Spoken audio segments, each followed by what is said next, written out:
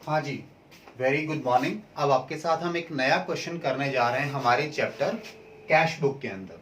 तो given part में read करता रहता हूँ, ट्रांजेक्शन्स को कैसे कैसे कैश बुक में डालना है हमें, वो हम वन बाय वन देखेंगे आपके साथ।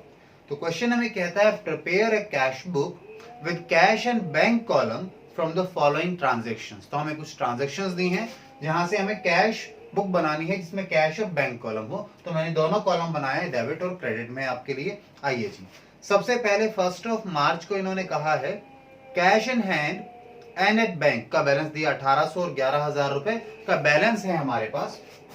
तो इसे कैसे लिखा जाएगा? To balance brought down. अच्छा, मेरे पास मैंने डेट का कॉलम नहीं बना रखा है, तो एक मैं काम कर रहा हूं, आपका मैं मंथ नहीं लिख रहा, या मंथ एक बार लिख देता हूं, उसके बाद डेट्स पर आऊंगा मैं।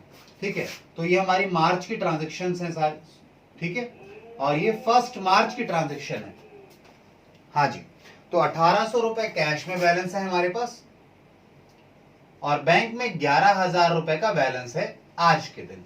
ठीक है, आगे क्वेश्चन कहता है receive a cheque for commission 3,960, cheque was immediately deposited into bank. तो एक चेक मिला है 3,960 का कमीशन का। डेट क्या है इसकी? ये 5 तारीख को मिला है। तो आइए जी, टू कमीशन अकाउंट चेक मिला है और आपने बैंक में भी डिपॉजिट कर दिया 3,960 रुपीज। ठीक है, इसके बाद आगे देखें, आगे हमारे पास 7 तारीख को एंट्री है, बहुत गुड्स फॉर चेक। हमने गुड्स परचेज किए हैं चेक से 7,000 रुपए के। आइए 7th को एंट्री है, डेट कॉलम मैंने बनाया नहीं है, तो the numbering is my dates, ये 7 तारीख है।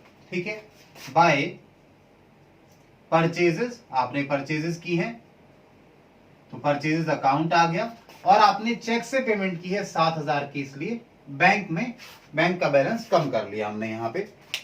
फिर हमारे पास 8 तारीख को एंट्री है, कहता है बॉट गुड्स फॉर कैश। इस बार हमने 8 तारीख को जो गुड्स खरीदे हैं वो नगद में खरीदे हैं। आइए जी, 8 तारीख को 500 रुपए के गुड्स खरीदे हैं बाय परचेजेस। ठीक है, चलिए 500 रुपए का कैश में खरीदा है, इसलिए कैश कॉलम में लिख दिया, कैश कॉलम को या कैश को हमने कम कर दिया अपने यहां पर। देन 10th को हमारे पास ट्रांजेक्शन है, purchase a computer and payment was made by cheque. हमने एक कंप्यूटर खरीदा और उसकी पेमेंट हमने 5,000 की चेक से कर दी 10 तारीख को। बाय कंप्यूटर को हम कंप्यूटर अकाउंट भी डाल सकते हैं, वैसे बेहतर होगा ऑफिस इक्विपमेंट डाल लो। इस तरह की एसेसरीज के लिए या इस तरह के आइटम्स के लिए हम ऑफिस इक्विपमेंट्स डाल देते हैं अकाउंट। ऑफिस इक्विपमेंट अकाउंट, कितना आपने खरीदा है? ये 5,000 रुपए का कंप्यूटर खरीदा है और पेमेंट जो है चेक से हुई है, तो यहां पर आ गया 5,000 रुपीज। ठीक है, इसके बाद देखें हम लोग 14th को पेड ट्रेड एक्सपेंसेस, आपने कोई एक्सपेंसेस पे किए हैं 105 रुपए के ट्रेड एक्सपेंसेस के नाम से। तो आइए 14th जो डेट है, बाय ट्रेड एक्सपेंसेस। ठीक है, 105 रुपए की पेमेंट कर दी आपने। ठीक है, इसके बाद आगे चलें, आगे 16 तारीख को पेड इनटू बैंक 1,000, आपने बैंक में पैसा जमा कराया, कैश से निकाला होगा, बैंक में जमा हुआ होगा। डेट है हमारी ये 16th को आपके यहां कैश कम हो गया, किसके कारण? बैंक में आपने जमा कराया है, तो ये कॉन्ट्रा एंट्री है, बैंक अकाउंट में आपने डाला। ठीक है, कैश कम हुआ कितने से? 1,000 रुपए से। वहीं सेम डे जब कैश कम हुआ है तो बैंक बढ़ा है आज के दिन 16th को, आपके यहां पे कैश के कारण, कैश अकाउंट के कारण यानी कैश के कारण आपका बैंक का बैलेंस इंक्रीज हो गया 1,000 रुपए से। ठीक है जी, चलिए आगे चलें। 18th को क्या ट्रांजेक्शन है देखें। 18th को कहता है रमेश हु ऑड अस, जिसने हमें 500 रुपए देने थे, रमेश ने, बिकेम बैंकरप्ट एंड 50 पैसा इन अ रूपी इज रिसीव्ड। अच्छा एंड पेड लिखा है, ठीक है, सॉरी एंड पेड मैं देख रहा था कि रिसीव वाली वर्डिंग नहीं है, ठीक है। तो 500 रुपए लेने थे, बैंकरप्ट हो गया, उससे आपको 50 पैसे मिले 1 रुपए में, यानी आप कह सकते हैं 50% अमाउंट मिला आपको, ठीक है जी। तो रमेश से आपको 250 रुपए मिले। डेट क्या है रमेश वाली, ये है 18 तारीख। 18 तारीख को आपको रमेश से कितना मिला, रमेश अकाउंट केवल 250 रुपए मिले। बैंकक्रप्ट हो गया, पैसे ही नहीं है, जो मिल रहा है वो हमने रिसीव कर लिया इससे। 20th को कहता है received 400 from Manohar and allowed him 10 rupees discount. हमें तो 400 मिले, वो काम का है, ठीक है। 20 तारीख को मनोहर से 400 रुपए मिले। 20th को टू मनोहर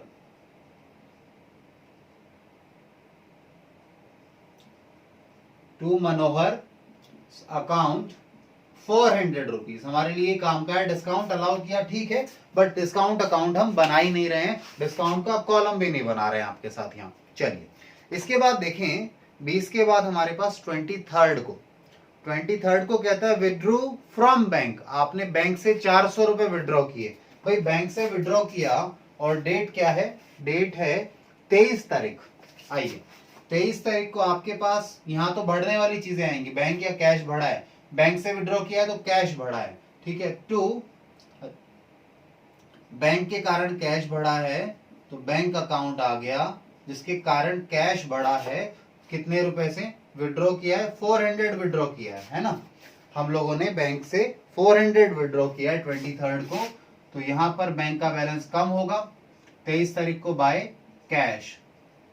आपने कैश विड्रॉ किया ना, आइए जी कैश विड्रॉ किया है बैंक से, तो बैंक में भी 400 रुपए आपने घटा दिए, तो यहां बैंक में घटा दिए और इधर कैश में बढ़ा दिए, कॉन्ट्रा एंट्री हो गई। आइए जी, वैसे कॉन्ट्रा एंट्री कुछ भी नहीं है, बस कॉन्ट्रा इसलिए बोलते हैं क्योंकि दोनों एक साथ इन्वॉल्व हैं, कॉन्ट्रा आ गया, अदरवाइज अकाउंटिंग करते समय कुछ भी अलग नहीं करते हैं हम इसमें। देन 23rd को ही कहता है paid 300 to Ghanshyam Das and company, they allowed 10 rupees discount. आपने पेमेंट की है 23 तारीख को घनश्याम दास एंड कंपनी को 300 रुपए की, डिस्काउंट अलाउ किया है, अच्छी बात है, बट हमारे यहाँ तो लिखना नहीं है, by Ghanshyam Das and company's account. कितने की पेमेंट की आपने, 300 रुपए की पेमेंट की, और उन्होंने आपको डिस्काउंट दिया, ठीक है। इसके बाद आगे चलें, डिस्काउंट की एंट्री हमारे यहाँ होगी नहीं। फिर हम चलते हैं 24 तारीख को, कहता है receive 2000 from Hari Ram and deposited the same in bank. हमें हरी राम से 2000 रुपए मिले और हमने उन्हें बैंक में जमा करा दिया। 24 तारीख को देखिए ध्यान से जी, 24 तारीख को आपको हरी राम से पैसे मिले टू हरी राम्स अकाउंट।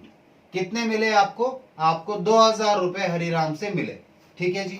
अब ये जो 2000 रुपए मिले हैं हरिराम से, इनको आपने बैंक में जमा कराया है, बैंक में जमा कराया है तो कॉन्ट्रा एंट्री आ जाएगी आज के दिन ही, 24 तारीख को ही, टू कैश। बैंक का बैलेंस बढ़ेगा, कैश कम होगा, ये लीजिए जी, हमने बैंक में जमा करा दिए। जब बैंक में जमा कराए हैं तो कैश से निकाले भी हैं आज के दिन, आइए निकालने की भी एंट्री करें। बाय बैंक, आपने बैंक में डिपॉजिट करे, ये लीजिए जी, कितने डिपॉजिट करे, 2000 रुपए, तो कैश से निकाले और बैंक में जमा करा दिए, कॉन्ट्रा एंट्री आ गई 24 तारीख को। उसके बाद देखिए 24 के बाद हमारे पास 25 तारीख को कहता है withdrew from bank for private expenses, personal expenses, private expenses, domestic expenses.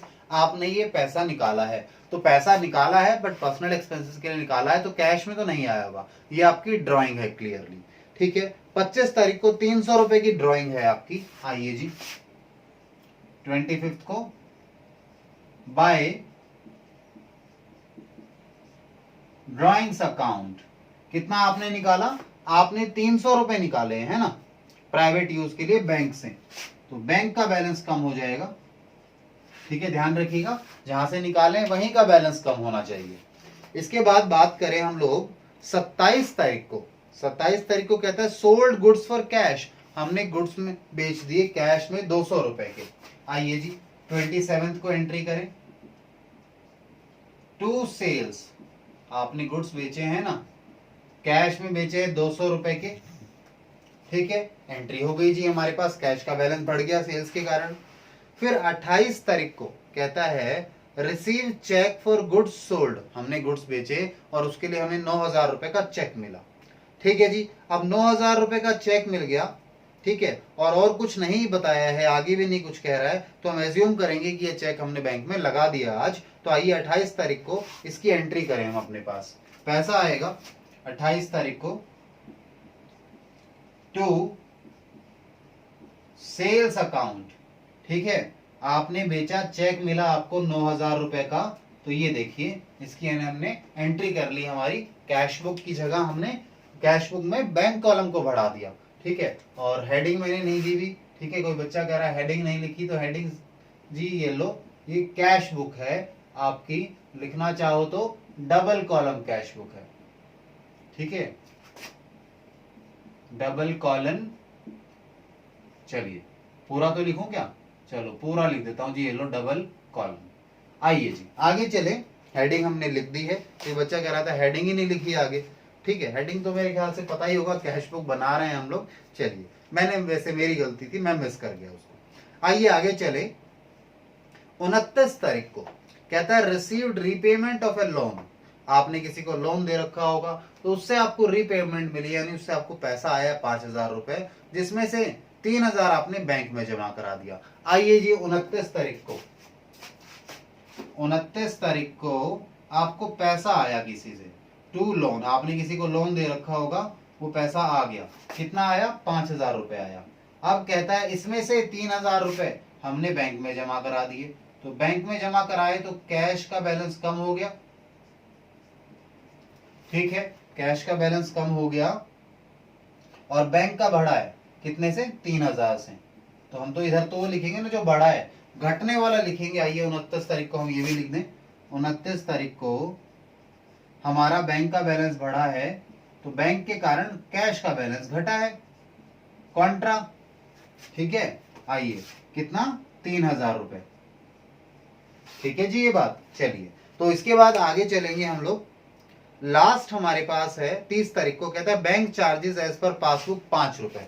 30 तारीख को बैंक चार्जेस की एंट्री डालनी है, बाय बैंक चार्जेस, बैंक ने कोई चार्जेस लगा रखे थे, उसकी एंट्री डालो, कितने रुपए, 5 रुपए की, ठीक है। चलिए तो क्वेश्चन खत्म हो गया है, अब हमें बस इसको बैलेंस करना है, टोटल कीजिए। तो सबसे पहले तो कैश बुक का डेबिट साइड का टोटल बताना कितना आ रहा है, ठीक है ना, और फिर दूसरी तरफ चलेंगे। सबसे पहले कैश बुक का डेबिट का टोटल बताओ जी, कितना आ रहा है कैश बुक का डेबिट का टोटल। आपके पास देखो 1800 है, 250 है, 400 दो बार आ गया है, ठीक है, फिर 2000 है, फिर 200 है और 5000, इन सब का टोटल कितना आ रहा है, 10,050 रुपए, ठीक है। 10,050 रुपए हमारे पास डेबिट साइड का कैश का टोटल आ गया। अब मुझे क्रेडिट साइड का कैश का टोटल बताऊं। जाहिर सी बात है क्लोजिंग बैलेंस आएगा हमारे पास, मार्च चल रहा है तो 31 मार्च को लिखेंगे हम, बाय बैलेंस कैरेट डाउन, और इधर टोटल लिख देंगे, ठीक है। आई होप, मैं एक बार देख लूं कैमरे में भी ये वाला पार्ट आ रहा है या नहीं आ रहा, कहीं नीचे कट नहीं जाए। नहीं जी आ जाएगा ये पार्ट, कोई प्रॉब्लम है ही नहीं। चलिए तो आइए, मुझे अब ये टोटल कीजिए, इनका टोटल कितना बन रहा है आप लोगों का। देखो 500 एक बार है, 105, 1000 रुपए है, 300 है, 2000 है, 3000 है, तो इन सब का टोटल कितना आया, कितना, 6,905 जी। इन सब का टोटल आपका मैं यहां लिख देता हूं, कितना आ रहा है, 6,905 रुपए आ रहा है, ठीक है। तो अब जरा 10,050 में से 6,905 रुपए माइनस कर दो, क्योंकि टोटल तो यही लिख देते हैं, 10,050 आ गया, ठीक है। बैलेंस, क्लोजिंग बैलेंस आपके पास आ जाएगा, ये जो क्लोजिंग बैलेंस है ये आ जाएगा, बताइए कितना आएगा। 10,050 में से 6,905 माइनस करो, यानी कितना कैश बचा है आपके पास, कितना, 3,145, ठीक है, बता रहे हैं 3,145 रुपए आपके पास क्लोजिंग बैलेंस बच गया कैश का। ये तो कैश की बात हुई। अब आओ बैंक पर, क्योंकि बैंक में बैलेंस किस साइड ज्यादा होगा पता नहीं लगेगा, वैसे इस बार तो लग रहा है 9, 11 और 9,000 भी है। मेरे ख्याल से इस बार तो डेबिट साइड का टोटल ज्यादा लगता है मुझे, तो आप मेरे को डेबिट साइड का ही टोटल करके बताओ, फिर भी आप चेक कर लेना। मुझे लगता है डेबिट इस बार बैंक का ज्यादा मिलेगा आपको, ठीक है, क्योंकि ओपनिंग भी डेबिट ही बैलेंस था इसका। चलिए, तो डेबिट साइड का टोटल करके बताओ कितना आ रहा है जी। 11,000 एक बार है, 3,960, 1,000 रुपए है, फिर 2,000 है, फिर 9,000 है, ठीक है, और लास्ट में 3,000 रुपए। तो इनका टोटल कितना आ गया जी?